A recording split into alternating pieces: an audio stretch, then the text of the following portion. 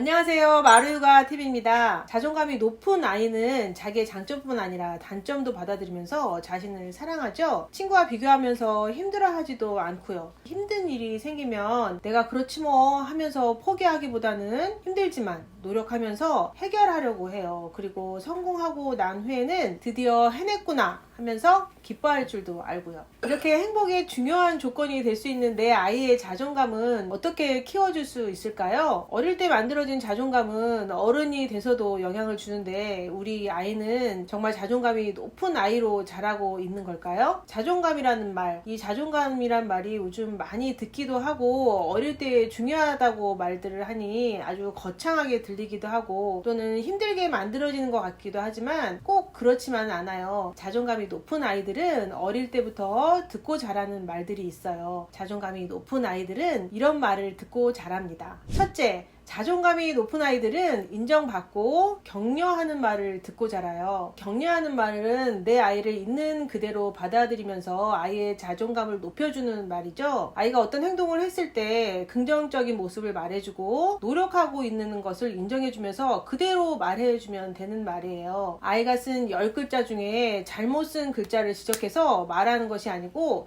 잘 쓴 한 글자라도 찾아서 이 글자 정말 잘 썼다 라고 격려해주는 거예요. 격려의 밑바탕에는 아이에 대한 믿음이 있어요. 그래서 아이의 행동을 믿고 인정하는 마음이 있기 때문에 아이가 부족하더라도 그 가능성을 보고 엄마는 기뻐하면서 환호해 주는 거예요. 와, 이거 색칠하기 힘들었을 텐데 자동차랑 집이랑 다 색칠한 거야? 엄청 집중했구나 라고 하면서요. 엄마에게 격려를 받고 자란 아이는 엄마가 자신을 믿어주고 그리고 그 믿음대로 자신을 믿게 되고 그런 믿음은 자존감의 중요한 씨앗이 될 수 있어요. 아이들은 어린이집에서도 그림을 그리고 색칠도 많이 하는데요. 아이가 매일 그리는 그림을 매번 가방에 챙기면서 엄마한테 보여준다고 해요. 이 세상에서 가장 사랑하는 엄마에게 자랑하고 싶은 거죠. 그렇게 아이가 집에 가져온 그림을 보면서 엄마가 그림 또 그렸어? 라고 한다거나 어제랑 똑같은 그림 같은데 집에 그만 가지고 와 라고 하면서 짜증을 내거나 혹은 아이가 그림을 더 잘 그렸으면 하는 마음에 여기는 색칠이 덜 됐네 꼼꼼하게 해야지 엄마가 해줄까? 하면서 간섭이나 충고를 한다면 아이는 어떨까요? 엄마는 아이가 그림을 더 잘 그리게 할 수 있는 방법이 아이의 부족한 점을 말하는 것이라고 생각할 수 있지만 이런 행동은 아이를 좌절하게 만들 뿐이에요. 아이는 앞으로 자기가 해낸 일에 대해서도 자랑을 하지 않을 테고 집에 가져오지도 않게 되겠죠. 실제로 집에 가져가도 버린다고 하면서 어린이집에 만든 작품이나 그림들을 안 가지고 가는 아이를 가끔 보기도 해요. 아이가 어린이집에서 가정에 가지고 가는 그림이나 작품들 쌓이게 되면 자리 차지도 하고 짐도 되기도 하죠. 그렇다고 아이가 보는 앞에서 버리시지는 않았으면 좋겠어요. 아이가 성장하면서 시시하다거나 멋이 없다고 하면서 스스로 정리하게 돼요. 아이가 그림을 가져오면 함께 정리하면서 벽에 걸어두거나 상자를 마련해 놓고 상자가 차면 아이 스스로 하나씩 정리해서 새로 가지고 온 것을 넣을 수 있도록 덮는 것도 좋은 방법 같아요. 모든 엄마는 내 아이가 자존감이 높은 아이로 자라길 원하죠. 그러니 아이의 부족한 면도 있는 그대로 받아들이고 공감해주고 또 앞으로 성장해 나갈 아이를 믿으면서 격려해 주세요. 지나친 충고나 간섭은 너는 그 일을 잘할 수 없어 라는 잠재적인 비난을 전달하는 메시지가 될 수 있어요. 격려하는 말이 아이의 자존감을 살려줄 수 있는 좋은 말인 건 알지만 육아를 하다 보면 힘들어서 그 말이 잘 안 나올 때도 많아요. 하지만 격려는 꼭 말로만 하는 것은 아니에요. 그러니 꼭 말이 아니더라도 아이를 사랑한다고 꼭 안아주시고 어깨를 토닥여주고 사랑 가득한 눈맞춤을 해주세요. 돌이 지난 어린아기도 교사가 아이를 안고 토닥여주면 아이도 교사를 안고 아이도 교사를 토닥토닥 토닥여줘요. 이런 아기의 작은 몸짓은 어린이는 저도 얼마나 기쁘고 힘이 되는지 몰라요. 이런 몸으로 하는 행동 표현은 더 크게 전달될 수 있어서 10마디 말보다 더 깊이 사랑을 전달해 줄 수 있어요. 이렇게 사랑의 격려를 받은 아이는 자신을 소중히 여기는 자존감이 높은 아이로 자라게 됩니다. 둘째, 자존감이 높은 아이는 다양한 경험으로 주도성을 길러주는 말을 듣고 자라요. 태어나서 24개월 전으로 아이는 자아가 생기면서 되면서 스스로 하고 싶은 것이 많아지고 자기 의견이 생겨요. 이때는 아이에게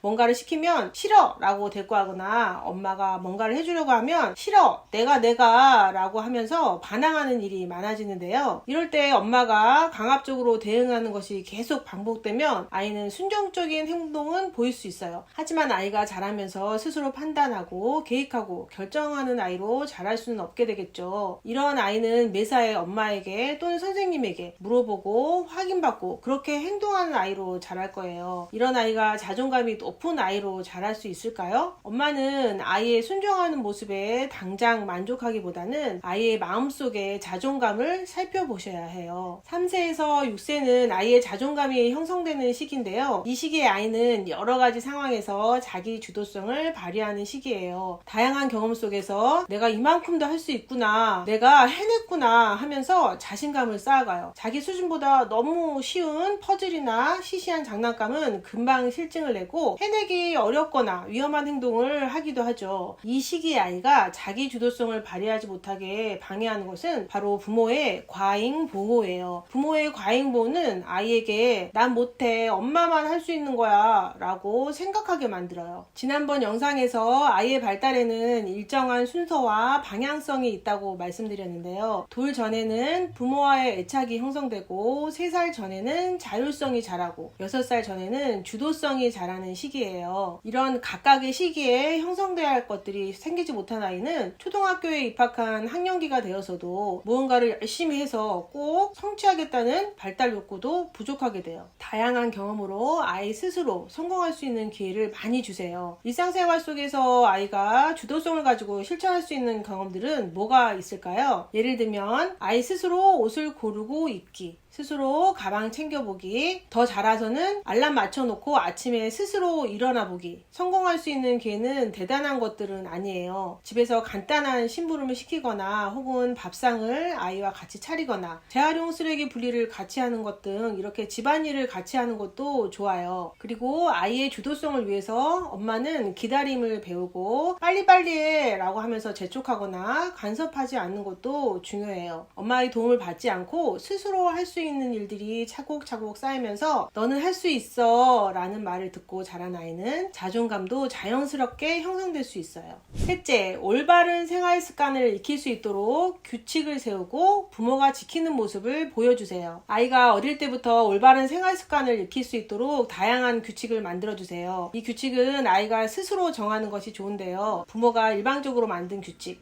약속이다, 알았지? 잘 지킬 거지? 같은 규칙은 잔소리와 다를 게 없어서 아이의 흥미를 끌지는 못해요. 규칙은 반드시 아이와 함께 만들어야 아이 스스로 책임감을 느끼고 노력하게 돼요. 아이가 어릴 때 아이들과 외출을 하게 되면 종종 전쟁을 치르고 있다는 마음이 들 때가 있었는데요. 아이들은 호기심이 많아서 통제가 안 될 때가 많지요. 아이가 행동 반경이 커질수록 엄마는 통제하기도 아주 힘들어요. 마트에 가기 전이나 외식하러 가기 전 또는 친척집에 가기 전에 규칙을 정하면 좋아요. 아이가 다른 사람이 있으면 더 말을 안 듣는다고 말씀하시는 부모님들이 많은데요. 장난감을 사달라고 계속 떼를 쓰고 더 놀겠다고 떼를 쓰는 등 아이가 규칙을 어겼을 경우에는 아이와 어떻게 할지 꼭 대안을 만들어두면 좋아요. 아이가 떼를 쓴다고 그럴 줄 알았다면서 화를 내는 엄마보다 아이와 함께 만들어둔 규칙과 대안을 말하면서 아이가 잘 지킬 수 있도록 돕는 엄마가 돼주세요. 이렇게 시작부터 끝까지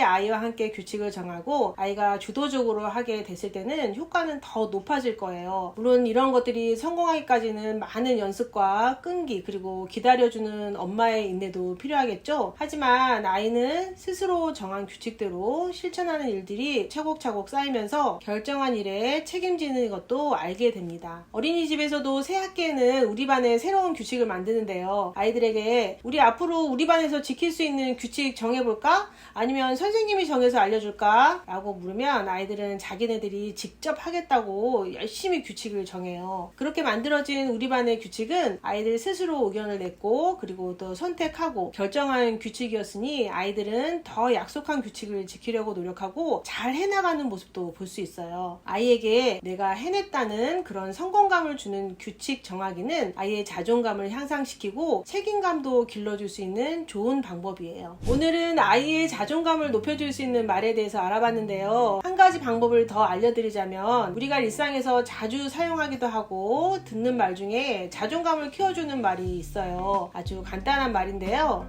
사랑해, 고마워, 행복해, 괜찮아, 이런 말들이에요. 평소 아이에게 자주 쓰는 말 중에 하나인 이 간단한 말들이 우리 아이의 자존감을 키워주는 좋은 방법이라는 걸 알고 계셨나요? 간단하면서도 쉬운 말 같지만 이런 말들 막상 하려고 하면 안 나올 때도 많죠. 하지만 오늘부터는 용기를 내서 아이의 이름을 다정하게 불러주고 매일 자연스럽고 그리고 진심으로 아이에게 말해보세요. 이 짧은 말 속에는 내 아이를 향한 사랑, 그리고 격려, 그리고 위로도 담겨져 있어요. 이런 말을 매일 듣고 자란 아이들은 정신적으로 건강한 자존감이 높은 아이로 성장하게 됩니다. 오늘 영상은 올해 마지막 영상이 되겠네요. 올 한 해도 육아에 힘드셨을 엄마들에게 육아는 어렵고 힘들지만 그래도 너무 잘 해내셨다고 응원을 보내드려요. 그리고 아이를 생각하기에 앞서서 엄마의 마음도 돌아보고 스스로 행복하고 뿌듯해하면서 엄마의 자존감도 토닥이는 연말 보내시길 바래요.